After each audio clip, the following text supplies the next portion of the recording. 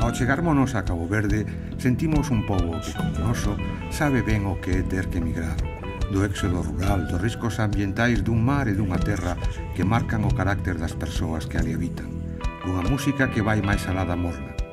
O talento creativo caboverdiano exporta unha imaxe viva e dinámica que ben se reflicte en dimensións económicas e sociais do arquipélago.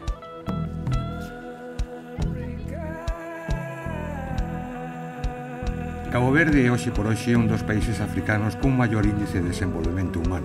É dicir, os caboverdianos e caboverdianas viven máis e en mellores condicións que o resto dos povos de África. Para comprender as causas deste fenómeno, témonos que nos deter nas súas singularidades históricas. Cabo Verde era uma colónia. A característica principal do colonialismo português aqui foi o abandono. Se a gente pode admite que em Angola, que em Moçambique, houve, sim senhor, uma motivação pelos recursos naturais desses países, e mesmo a Guiné. Em Cabo Verde foi sempre aproveitar a localização geográfica das ilhas, o tráfico de escravos, depois para servir a navegação marítima, depois a navegação aérea e tudo. Mas quanto à valorização do homem cabo-verdiano, do país, da terra cabo-verdiana, foi absolutamente ignorado. A 640 km da costa de Senegal, Cabo Verde está formado por 10 illas de orixe volcánica agrupadas en dous grupos: a Barlovento, San Antón, San Vicente, Santa Lucía, San Nicolau, Sal, Boavista e os illotes de Branco e Raso, e a Sotavento, as illas de Santiago, Fogo, Brava e Maio. Dende a súa descoberta polos portugueses deuse un fluxo constante de saídas e entradas de persoas e mercadorías. As illas foron o punto de partida dos roteiros por mar na época dos descubrimentos e das transaccións comerciais durante o período colonial. Cando Portugal controlaba boa parte do hemisferio sur, do arquipélago saíron cara ao novo continente milleiros de escravos. Hoxe en día o movimento de persoas segue sendo constante nos seus aeroportos como de Praia e nos seus portos como de Mindelo. En África, Cabo Verde protagonizou un dos procesos de independencia máis interesantes. Amílcar Cabral, un dos seus ideólogos, é aínda admirado por moitos teóricos das loitas antiimperialistas. A súa proposta conxugaba o valor da identidade cultural e a necesidade de modificacións profundas das institucións políticas e socioeconómicas. Un nacionalismo comprometido co desenvolvemento e que a súa vez impulsara unha alianza entre os povos africanos. Arístedes Pereira foi o primeiro presidente da República de Cabo Verde. Nós, portanto, previmos nessa questão de obter a independência, libertar o povo cabo-verdiano desse sistema que o explorava, que o dominava, para então poder orientar todas as suas energias no sentido do seu próprio desenvolvimento e da melhoria das condições de vida. A situação que herdamos do sistema colonial em 75 foi uma situação alarmante, verdadeiramente alarmante. E com muita dificuldade conseguimos superar as dificuldades maiores e hoje vemos que o nosso país está seguindo um caminho, apesar de tudo, numa certa ascensão. Basta ver termos passado e de sermos classificados hoje, não de país menos avançado, mas sim para um país de desenvolvimento médio, um país que é extremamente lisonjeiro para as condições em que temos estado a lutar para construir esse mesmo país. Durante máis de 30 anos, Cabo Verde foi un réxime socialista de economía planificada. A especialización das illas é patente aínda hoxe. As illas de Santo Antón e Fogo están dedicadas maioritariamente á agricultura. San Vicente é a actividade comercial que se desenvolve arredor do seu porto. Santiago é a sede da capital político-administrativa do arquipélago, Praia. O ano 1991 é a data das primeiras eleccións multipartidistas no arquipélago. Estas eleccións foron gañadas polo Movemento pola Democracia. A alternancia no poder produciuse co regreso do Partido Africano pola Independencia de Cabo Verde. O presidente actual é Pedro Pires. En Cabo Verde viven uns 434.000 habitantes, pero a súa diáspora é moito máis numerosa. A poboación nas illas é nova. Un 40% non chega aos 15 anos. A esperanza de vida para os homes é de 62 anos e para as mulleres de 65. A taxa de natalidade é de 28 nacimentos por 1000 habitantes. Un exemplo de familia caboverdiana é a de Cacá. Con el viven os seus fillos e os seus netos. As xentes de Cabo Verde son orgullosas, alegres, vitais. O pulso do país está na saída das escolas e nos mercados. A existencia dunha cultura propia ten no crioulo a mellor expresión. A oficialidade desta lingua está a ser discutida no Parlamento. A música caboverdiana é recoñecida internacionalmente en artistas como Cesárea Évora, Lura ou Pantera. Lucía Cardoso é unha representante nova dun mundo intelectual vibrante e transgresor. Ela conduce unha das moitas tertulias da que tanto gostan as xentes destas illas.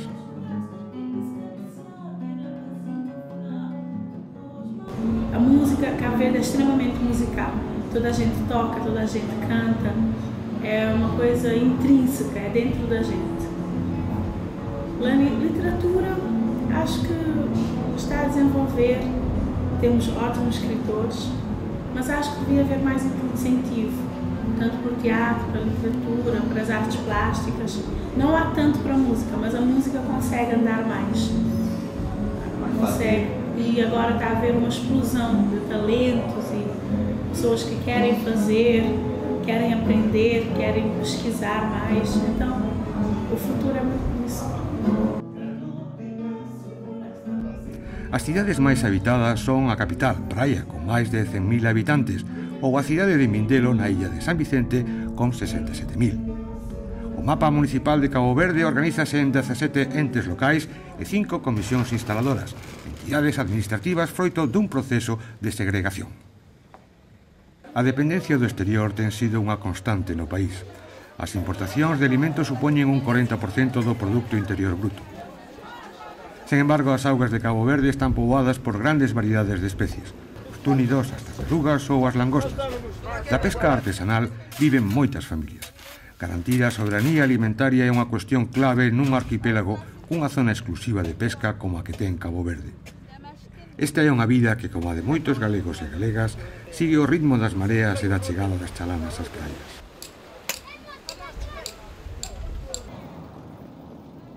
Nas illas, un 30% da poboación traballa na agricultura. As plantacións de plátano e de caña de azucre debuxan a paisaxe. Na actualidade, o sector é vulnerable ao cambio climático patente nas secas crónicas que soporta o país. A produción de zapatos, pedra e roupa é outra saída laboral dos caboverdianos e caboverdianas. Sen embargo, é o sector servizos, cada vez máis potenciado en detrimento dos anteriores, o que emprega a máis persoas. Todos os indicadores macroeconómicos revelan un crecemento da economía caboverdiana. A taxa de crecemento anual é do 4,6%. Agora ben, o aumento das diferencias sociais é tamén cada vez maior. A procura do equilibrio entre o crecemento económico e a xustiza social é unha estrategia que semella presente na axenda do país. Frear a emigración é un dos retos máis dificultosos aos que se enfronta a sociedade caboverdiana, fenómeno que comparte coa maioría dos países africanos.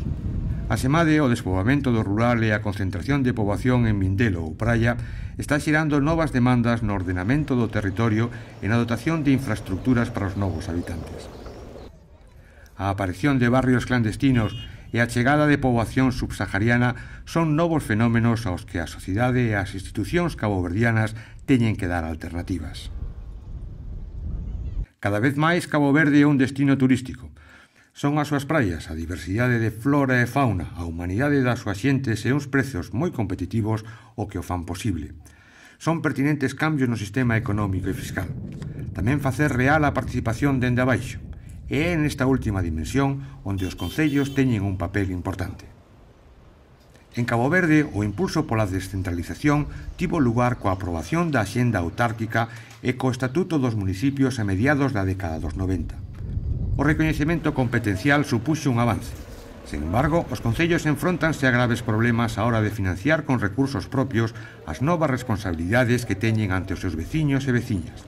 Por exemplo, este aspecto é moi evidente no terreo das políticas sociais. A loita contra o desemprego, a educación, a sanidade. As responsabilidades superan con creces a capacidade local para mobilizar ingresos.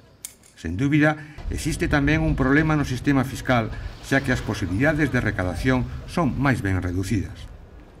Toda descentralización ten que garantir e incrementar a participación popular no proceso de toma de decisións. Como sabemos, a maior grau de descentralización, maior é o grau de complexidade na vida dun concello, non só a nivel político, senón tamén a nivel administrativo. Os recursos humanos existentes son insuficientes para acadar unha xestión planificada e de rendición de contas eficaces. A modernización da administración local é un reto que precisa fortalar tantos mecanismos como recursos, e para iso, na actualidade, o acceso ás novas tecnoloxías é de suma importancia.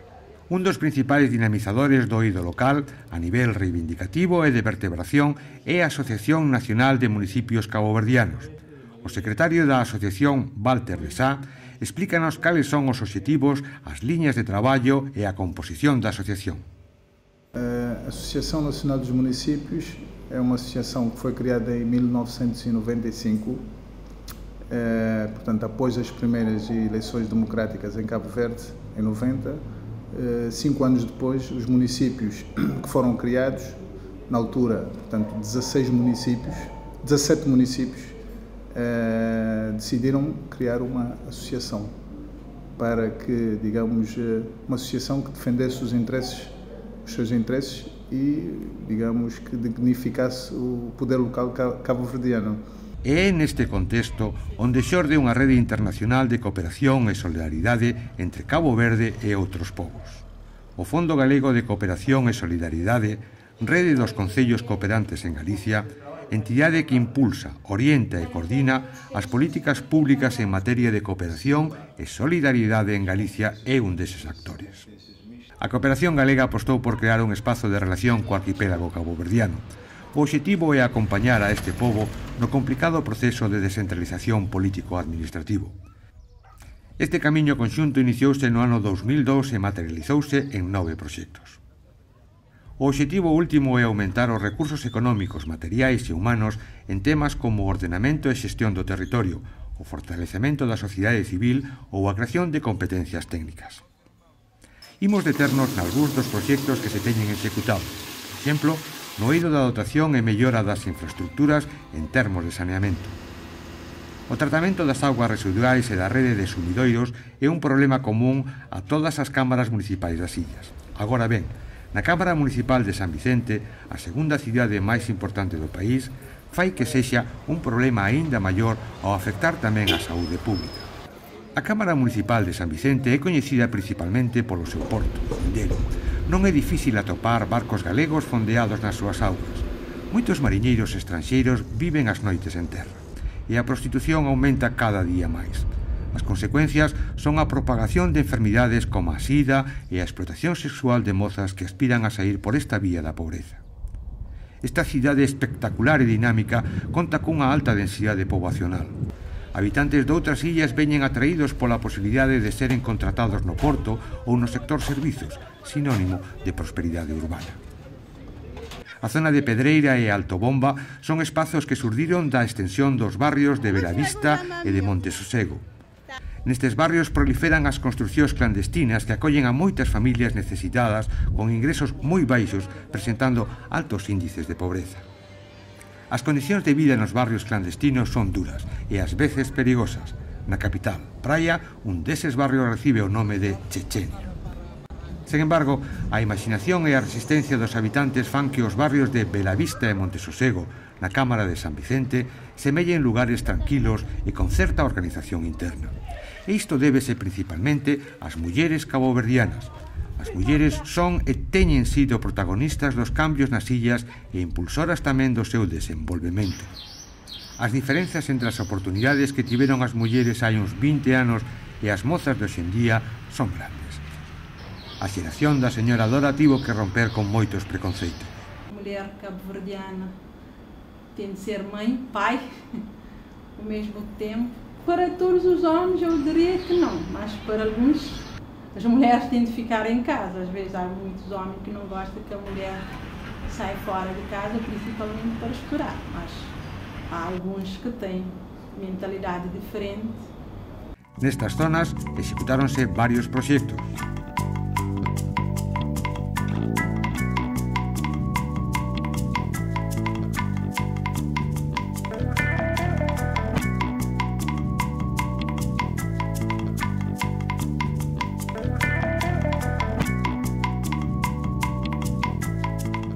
Hoxe en día, máis de 100 fogares destes barrios están conectados á rede de sumidoiros.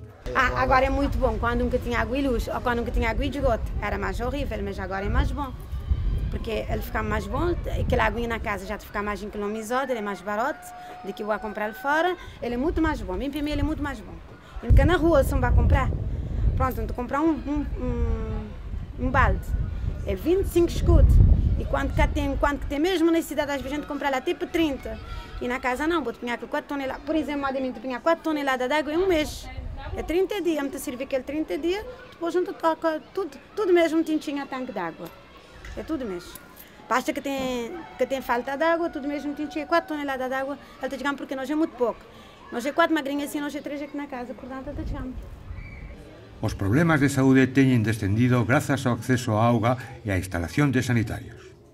A limpeza e a desobstrucción de sumidoiros e de fosas sépticas é outra competencia que deben de facer fronte este concello. Para esta función dispoñían dun camión que prestou servizo durante máis de 16 anos, pero que non posibilitaba unha atención eficaz. Por tanto, considerouse necesario fortalecer este servicio coa compra doutro camión. Un dos técnicos que manexan o camión explica como funciona. Este é a situação automática. Esse é o válvula da descarga e esse é automático.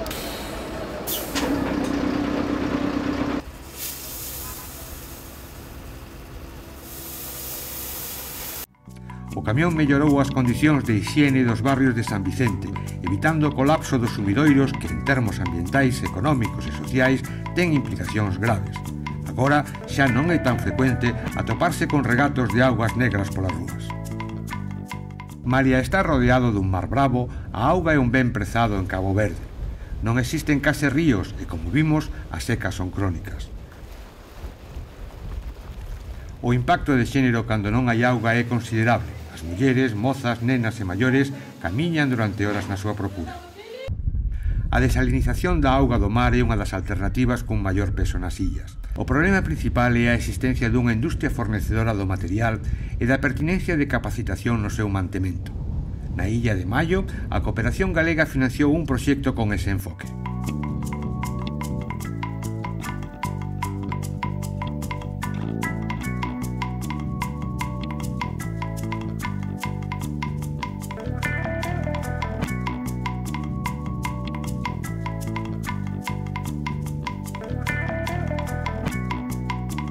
Co obxectivo de mellorar as condicións de habitabilidade, a Cooperación Galega financiou outro proxecto, pero esta vez na illa de Santo Antón.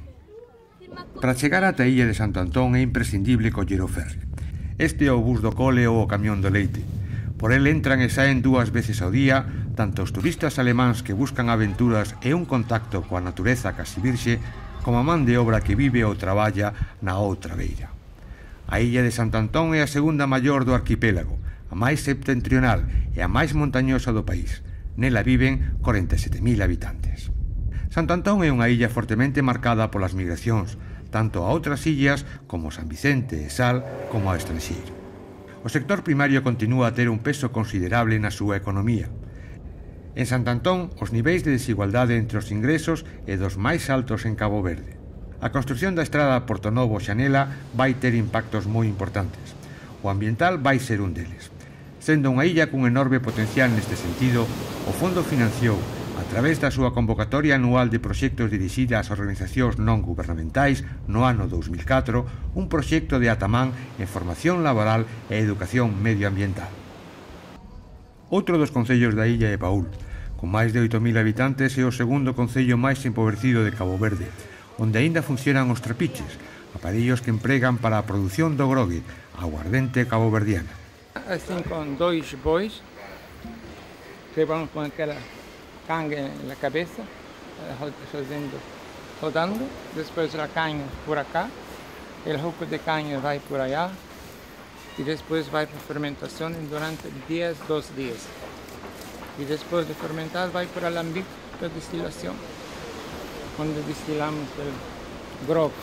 Na década dos 80 fomentouse a autoconstrución como alternativa para acoller a poboación desplazada no mundo rural. No seu momento foron unha medida polémica ao concentrar poboación vulnerable. 26 anos despois, e ante a situación de risco de derrube dos teitos e das condicións insalubres dun dos barrios do concello, identificouse como prioridade o impulso da rehabilitación e acondicionamento dos fogares.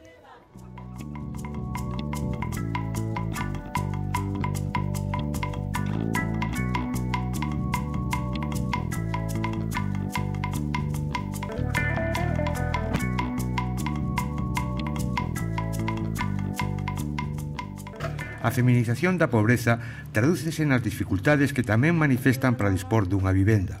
No barrio de Chatilisa viven mulleres soas con fillos ou mulleres maiores que están fora do mercado laboral. Unha das iniciativas innovadoras do Fondo Galego en Cabo Verde foi a aposta pola cooperación técnica que se traduce no programa Vacacións con Traballo. Inés Peleteiro é a coordinadora da área de ambiente do Consorcio das Mariñas e participou no programa na illa de Santo Antón, en concreto na Cámara de Paúl. Motivación son todas. Motivación é a coñecer un sitio, un lugar, unha cultura completamente distinta e a formas de tratar o medio ambiente e o chegar ainda me motiva moito máis porque esta é unha illa cun valor natural moi alto, é unha illa moi diferente ás demais, moi verde. O trabalho com a Inês está a ser muito gratificante. Porque vendo lugar onde já tem muitas técnicas para tratamento do lixo e outras experiências que nós não temos aqui. A continuidade de relación coas cámaras se manifesta no financiamento. Por exemplo, na illa de Santo Antón está prevista a construción dun centro sociocomunitario en Corda.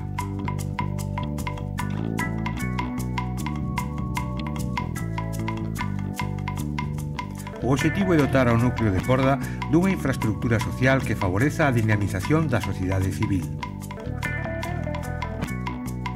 Na illa de Santiago, 3 van ser as cámaras nas que se van executar proxectos. Estas cámaras son as de San Miguel, a de Santa Cruz e a Comisión Instaladora de San Lourenzo dos Órgaos. Na Cámara de San Miguel financianse 2 proxectos, un de capacitación de xóvenes e outro que consiste na conexión domiciliaria ao suministro de auga do núcleo de Flamencos.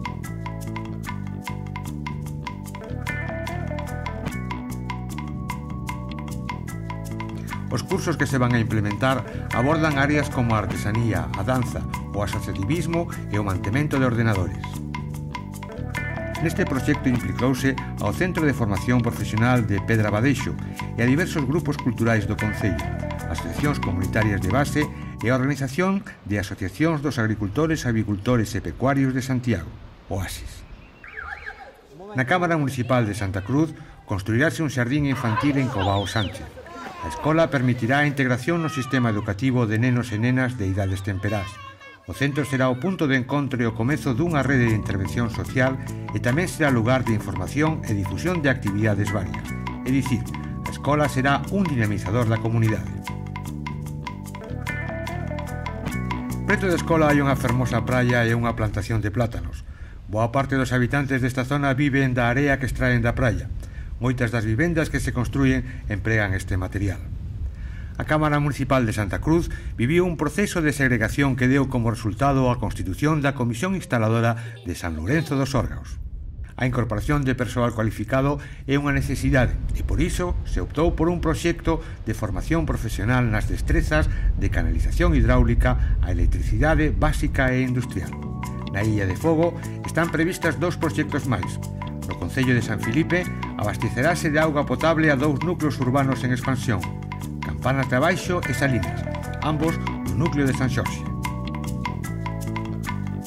Na Comisión Instaladora de Santa Catarina construirase outro xardín infantil para as localidades de Santa María da Cruz e Domingos Lobo.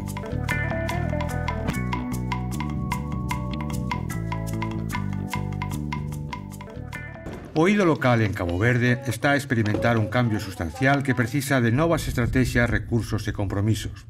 E é por iso que resulta imprescindible un maior coñecemento dos impactos e dos resultados dos procesos de planificación.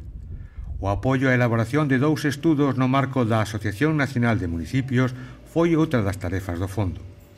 A análise do marco competencial local e o impulso, deseño e avaliación dos plans directores municipais guiará 2 análises que financia o municipalismo galego cooperante. Con anterioridade, xa se financiara a asociación dun proxecto de capacitación no uso de novas tecnoloxías e na dotación de programas cartográficos. Está a vivir Cabo Verde tempos novos? A mundialización, como fenómeno e como concepto, ten moitas arestas. Pode ser sinónimo dunha nova fase do imperialismo ou antónimo de diversidade cultural. Porque nós, na nossa situação, dependemos muito do exterior. Principalmente nesta era digital, digamos, em que temos uma realidade, mas ao mesmo tempo somos bombardeados com realidades diferentes, com as televisões, com a rádio, com tudo, e com, enfim, com essa globalização que nós, principalmente nós não podemos fugir.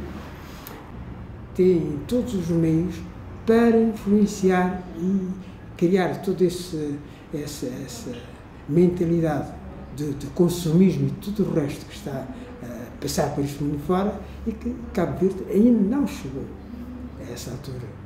E, consequentemente, isso vem não constitui só um choque, mas também é um travão, digamos, este desenvolvimento harmonioso que gostaríamos de aplicar, digamos, à nossa população.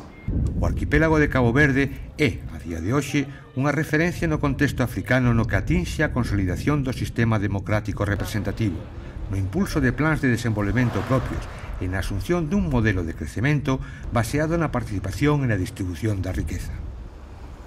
Cabo Verde viviu unha transición sen fracturas sociais e unha alternancia das principais forzas políticas no poder exenta de dramatismos. Sen embargo, a forte dependencia do exterior e os riscos dun crecemento económico que se sosteña na liberalización económica, esquecendo cuestións claves como a soberanía alimentaria, son debilidades a considerar. O aumento das desigualdades sociais, o risco de esquecer as potencialidades dos valores culturais e a riqueza ambiental do arquipélago son factores a ter en conta na fase actual de planificación en que se atopa o goberno caboverdiano. A existencia dunha sociedade civil dinámica é un obxectivo para a consolidación da democracia. Para posibilitar este compromiso, deben existir condicións que propicien unha cultura política participativa, valores que potencien a formación e a educación dende un enfoque crítico alternativo e un sistema económico baseado na xustiza social.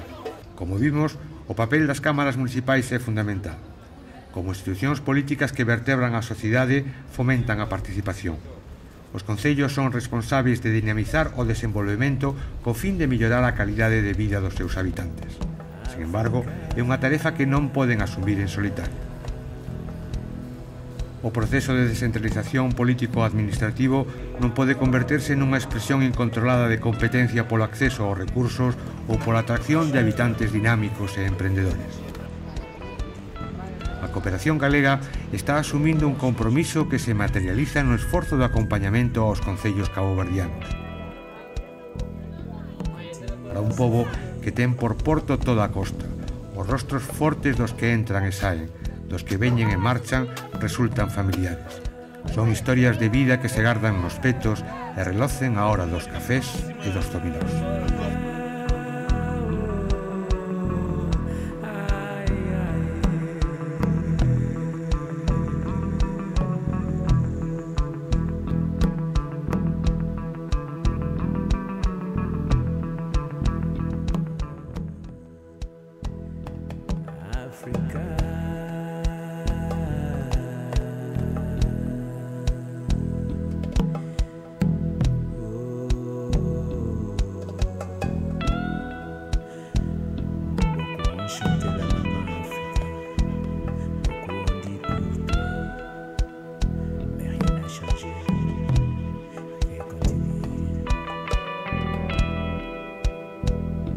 Continue à souffrir.